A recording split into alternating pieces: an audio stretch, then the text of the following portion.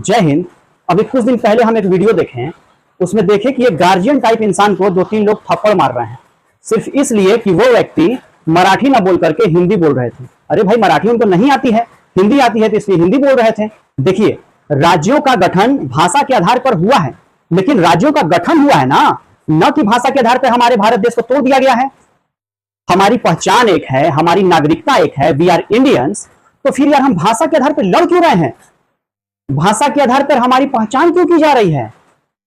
क्या भारत में इतनी अशिक्षितता है कि अपने ही देश के लोग को पीट रहे हैं सिर्फ उनको वो भाषा बोलने नहीं आ रही है इसलिए? अरे गजब है भाई।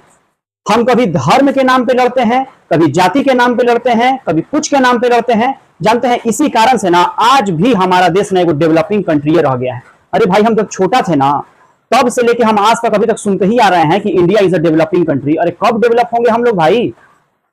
और अगर यही हाल रहा ना, लड़ते रहिए, पीटते रहिए, कभी भाषा के आधार पे, कभी जाति के आधार पे, तो भाई जो मेरा स्टूडेंट अभी 10th क्लास का है ना, जब वो गार्जियन बन जाएगा, जब वो बुढ़ा भी जाएगा ना, तब तक देश डेवलपिंग कंट्री में लगा रहेगा।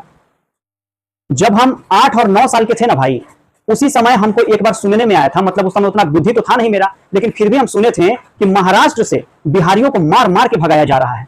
सोच लीजिए कि मतलब भाई भाषा के आधार पे हम बिहारी या हम यूपी या हम एमपी जो भी है, जो भी हिंदी भाषी लोग हैं, अगर भैया आपको इतनी नफरत है इन हिंदी बोलने वाले लोगों से, तो हम तो कहेंगे ना कि भाई जितने भी हिंदी बोलने वाले लोग हैं ना, बस कुछ नहीं ना, 1 महीना के लिए छोड़ छाड़ के आ जाइए सब अपने घर।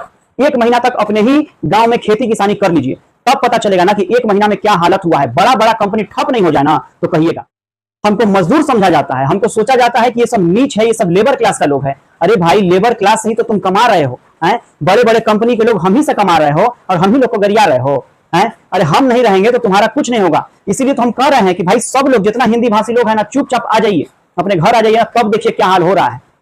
गांधी जी ने 1918 में जब अहमदाबाद जा करके मिल मजदूरों के लिए हड़ताल किया था, उन्होंने वहां पे एक ट्रस्टीशिप का सिद्धांत दिया था और जो कंपनी के मालिक थे उनसे कहा था कि आपको हमेशा अपने मजदूरों के हित के बारे में सोचना चाहिए, क्योंकि मजदूर हैं तो आप हैं। अगर मजदूर सब स्ट्राइक पे चले जाएंगे तो ये मिल मालिक क्या कर पाएंगे, आप खुद ही सोच लीजिए। जिन हिंदी भाषी लोगों को अलग अलग राज्यों में अपमानित किया जा रहा है, देख लीजिए, समय हमेशा एक जैसा नहीं रहेगा। हम लोगों के लिए दिन बदलेगा और जरूर बदलेगा। और अंत में बस हम इतना ही कहना चाहेंगे कि हम चाहे कोई भी भाषा बोलते हो, किसी भी स्टेट में रहते हो, हमारी पहचान है कि हम सब इंडियंस हैं और हमें भाषा के आधार पे, राज्यों के आधार पे, बोली के आधार पे, वेशभूषा के आधार पे कभी नहीं लड़ना है। तब जाकर के हम एक अच्छे राष्ट्र का निर्माण कर पाएंगे। जय हिंद।